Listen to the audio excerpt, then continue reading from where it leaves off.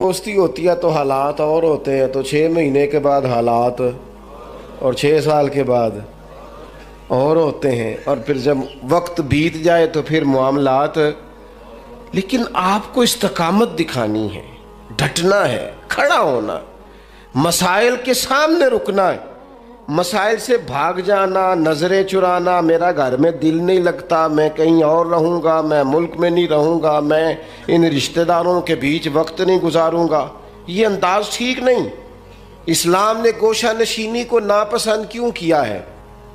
रहबानियत को नापसंद क्यों किया है? सारा कुछ छोड़ छाड़ के, हुकूक छोड़ के तन्हाई में बैठना, रहबानियत को क्यों नापसंद किया? लोगों के बीच रहो, उनकी तकलीफ़ों पर सब्र करो, उनकी तरफ से आने वाले दुखों को बर्दाश्त करो, और मैदान में रहो और डटना सीखो, और उन चीज़ों का ख्याल। आप देखें ना, कुरान मजीद का एक मकाम ऐसा है जिसमें अल्लाह ताला ने ना हुजूर को गुंजाइश दे दी, यानी हमें अगर गुंजाइश मिल जाए, करो चाहे ना करो, तो फटाफट लोग गुंजाइश पे अमल नहीं करते।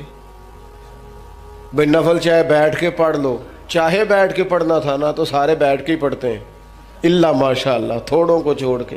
मिसवाक ना मिले तो चलो उंगली इस्तेमाल कर लो, मिसवाक ना हो तो अब क्या होता है? ज़्यादातर उंगली इस्तेमाल कर लेते हैं। हम गुंजाइश पे जल्दी अमल करते हैं, लेकिन हज़रत आयशा सिद्दीक़ा रज़ी अल्लाह ताला अन्हा फरमाती हैं कि अगर उम्मत के हक़ में अहकाम लेने की बारी आती थी तो हुजूर आसानी को पसंद करते थे। आपकी तवज्जो है मेरी बात पर? लेकिन जो अपना मामला था ना हुजूर का अपना, उसमें जो इस्तकामत का हुस्न था वो बड़ा दीदनी है।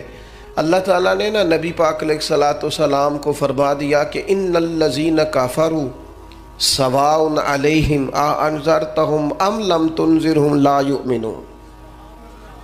मेरी तरफ देख रहे हैं आप?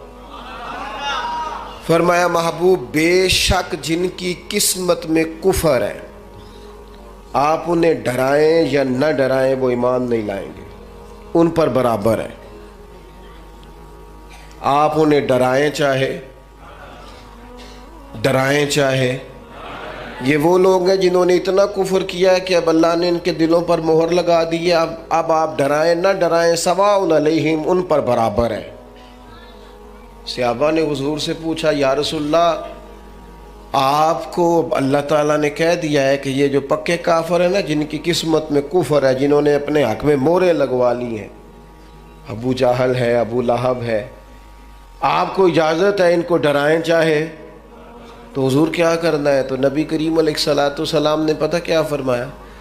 फरमाया मुझे मेरे रब ने रोका नहीं,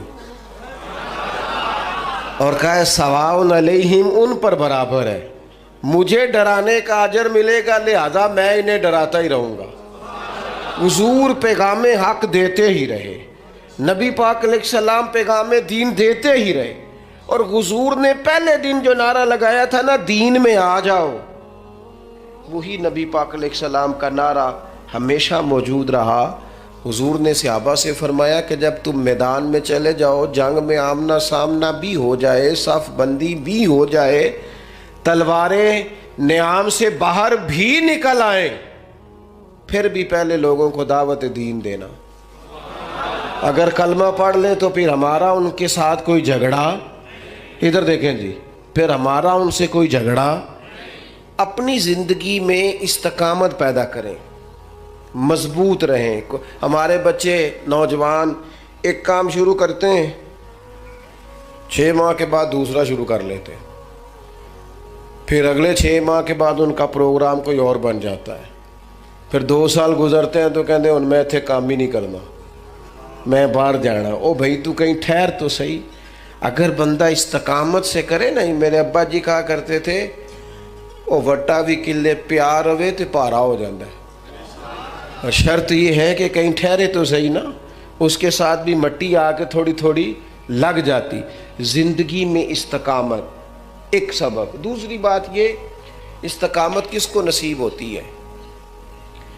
जो बंदा बुर्दबार हो, हलीमुत्तबा हो, जल्दबाजी ना हो तबीयत में, कोई ठहराव, कोई सुकून हो। हमारे यहाँ ना लोगों को जल्दी बड़ी है, बड़ी जल्दी है। अमीर होने की भी जल्दी है, बड़े होने की भी जल्दी है। और बाज़ लोग ऐसे हैं जिनको अभी 6 महीने नहीं हुए नमाज शुरू की, उन्हें वली बनने की बड़ी जल्दी है।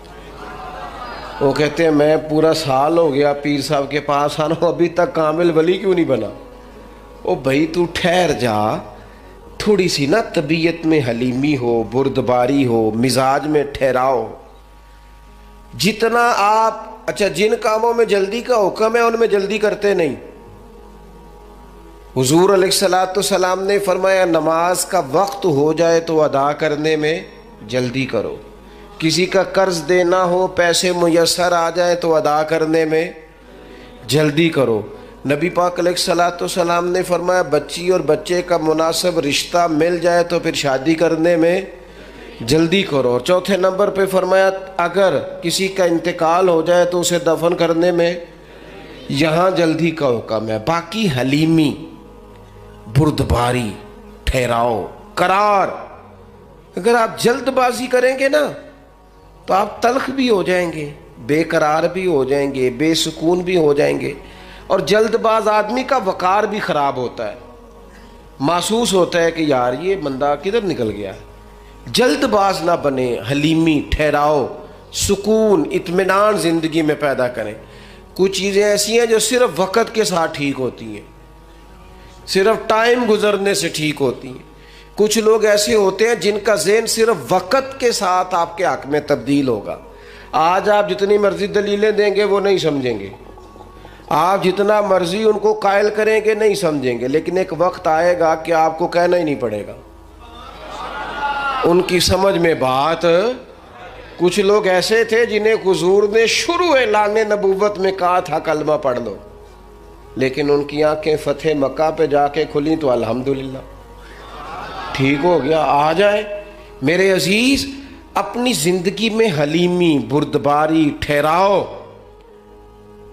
वो मुर्गी भी जब तक जम के ना बैठे, अंडों से बच्चे निकलते, उसे भी कुछ दिन डट के बैठना पड़ता है। अगर ठहराव ही नहीं होगा, करार ही नहीं होगा। कबीला अब्दुल कैस का वफ्द आया था हुजूर की बारगाह, कुछ लोग दौड़ के आ गए ज़ियारत करने के लिए, लेकिन जो उनका सरदार था ना, उसने सुकून से पहले अपना ऊँट बांधा, फिर इत्मीनान से वो आया, कपड़े तब्दील किए, वज़ू किया, नबी पाक की बारगाह में हाज़िरी दी। तो सियासता में मौजूद है, हुजूर फरमाने लगे तेरी ये 2 आदतें मुझे बड़ी भली लगी हैं, एक तेरे मिजाज में जो इत्मीनान है और दूसरी जो हलीमी और बुर्दबारी है। ये जो ठहराव है, तबीयत का सुकून है, ये जो मैं ना एयरपोर्ट पे था, लाइन लगी हुई थी लोगों की, वापस आया था मैं, तो मुझे देख के ना वो जो इमिग्रेशन के लोग होते हैं एयरपोर्ट पे, वो मुझे कहने लगे पीर साहब तुसी अगे आ जाओ। अब जाहिर है चलें दीन की बरकत है, कुछ लोग जानते हैं कि आप आगे आ जाएं। मैंने उनसे कहा आपका शुक्रिया, लेकिन मैं जहाँ खड़ा हूँ ठीक हूँ और मैं हूँ भी बिल्कुल ठीक, मुझे जल्दी भी कोई नहीं, कोई जल्दी नहीं किसी किस्म की। वो फिर कहने लगा आप आगे आ जाए। मैंने कहा नहीं आता, मैं इधर ठीक हूँ, बिल्कुल बिल्कुल इत्मीनान में हूँ, ठीक हूँ। 10-15 लोग थे, मेरी बारी आ गई, मैंने उसका शुक्रिया अदा किया और साथ मैंने उसे पता क्या कहा, जो लोग उतर के आए थे वो सारे इकट्ठे ही थे। मैं आगे आ जाता तो उन्होंने कहना था देखो जी मौलवी खुद मुसावात का दर्स देते हैं, लाइन क्रॉस करके चले गए। और दूसरी बात यह है कि मैं अगर आज से मोर जल्दी भी लगवा लेता तो पता नहीं वहाँ सामान वाले चेन पे कितनी देर खड़ा रहता। तो फ़ायदा क्या है इन जल्दबाजियों का? इसमें मसलन क्या हो जाएगा? इस भाग दौड़ का क्या नतीजा है? जब आप बुर्दबार होते हैं, हमारे यहाँ ना बड़ा मसला है, घरों में भी बाहर भी सबको, बच्चियाँ उनकी शादी हो के आते ही वो चाहती हैं कि मेरा फटाफट कब्ज़ा हो जाए घर में, हर चीज़ जो है ना वो बिल्कुल मेरी मर्ज़ी के मुताबिक हो। और घर में से भी कुछ लोग ऐसे होते हैं, बड़े बुजुर्ग, जो चाहते हैं इस बच्ची पर हमारा कब्ज़ा हो जाए, हमारा हुक्म चले। इस जंग के अंदर कई दफ़ा रिश्ते तो हार जाते हैं, लेकिन किसी का कोई फ़ायदा। अगर वक्त गुजारा जाए तो एक टाइम आता है जब अल्लाह ताला हर शख्स को उसका नसीब उसके दरवाज़े पर अता कर देता है। हलीमी, ठहराओ, हौसला। यानी आप किसी दुश्मन से ताबड़तोड़ गुफ्तगू भी करेंगे ना तो कई दफ़ा वो तो जिस तरह का होगा आपका भी वकार ख़राब हो जाएगा।